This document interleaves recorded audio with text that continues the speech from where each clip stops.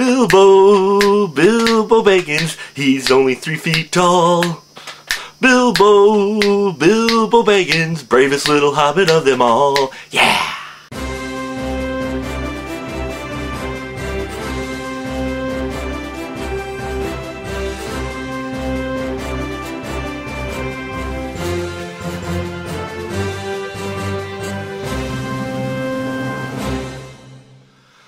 Welcome back, my friends, the show that never ends. Glad you could attend. Come inside as we take a look at The Hobbit, An Unexpected Journey. Yes, part 1 of the Hobbit trilogy Peter Jackson is bringing to us as we revisit Middle-earth. Now, these events take place before the Lord of the Rings trilogy, and we see a young Bilbo joining Gandalf and a company of dwarves heading out on a quest for the help the dwarves gain back their treasure and their home in Lonely Mountain that was taken over by this evil dragon Smaug many moons ago. Along the way, they meet orcs and trolls, as well as Gollum, and we get to see how Bilbo acquires the One Ring. Folks, The Hobbit, one thing, is a visual spectacle. Now, I did not see it in the, what some people have said, vomit-inducing 48 frames per second, but I did get the chance to see it in 3D. And let me tell you, this is just a movie that's got to be seen on the big screen.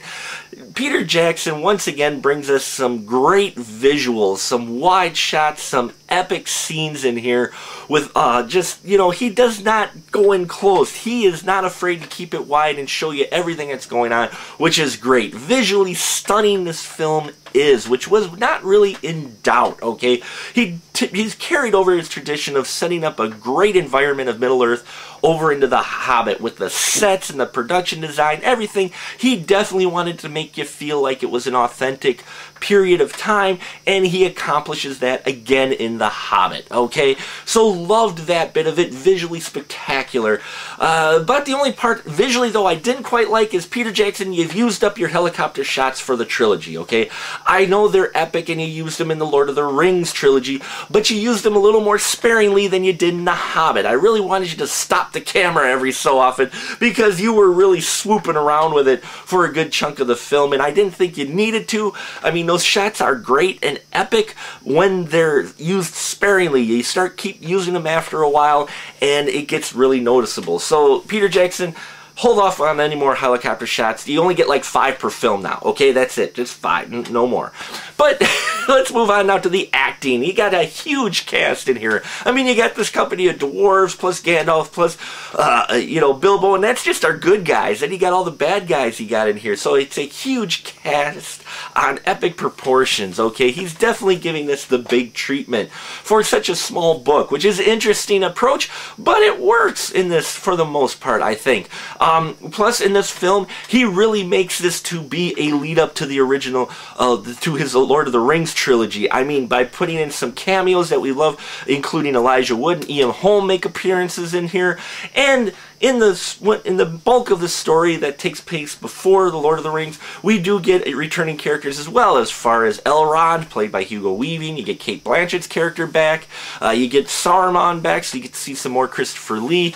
You know, so he's really trying to make this as a integral piece into the original trilogy that he came out, and he does very well. I loved Martin Freeman's Bilbo. I loved him in Sherlock, and now here in The Hobbit, he brings over his great talent of juggling drama as well as humor, and he does it very well. But I think one of the standout actors in this, amongst all these great actors, is Richard Armitage as Thorin. I really loved the Thorin of Good Shield character.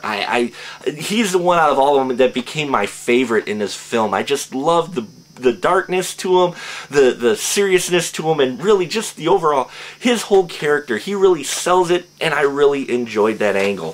What I also enjoyed was the soundtrack. It wasn't quite as epic, I think, as in The Lord of the Rings, but still a solid film sound, as well as the song that they sing in there, which you've seen in the trailer, the Song of the Lonely Mountain. Loved that. Now, they play it at the end. I think Neil Finn sings it at the end over the credits. And while his rendition was good, I would love an MP3 track of the dwarves singing it, because that low guttural bass sound just fits this song so well and helps carry over the emotions of the words in that song, and that song is still stuck with me out of everything. Now, outside of the camera sweeping shots, there's really not a whole lot I didn't like about the film, except for maybe a little bit too much humor. But afterwards, I thought about it a little more and realized this is really, The Hobbit's more of a young adult's intro to Lord of the Rings, okay? He wrote it for more younger fare, so of course you're going to get more lighter moments in here and less darker moments than you did in the Lord of the Rings trilogy, but you do still get your dark moments, and there's just a wonderful scene in here between Elrond and Gandalf and Galadriel and Sauron. Okay, they get those 4 actors in there. There's a great scene in there. Oh man, that scene, they just nail that. So The Hobbit gets 4.5 stubs. Not quite 5 for a few of the elements I didn't quite care for it, but still a visual spectacle that needs to be seen on the big screen, and it's definitely worth your time. Can't wait to see what they bring us in parts 2 and 3. And that'll about do it for us here at the Final Cut. Till next time, keep taking care. Everybody knows him, Bilbo. Bilbo Baggins, he's only 3 feet tall. Bilbo Baggins, the bravest little hobbit of them all.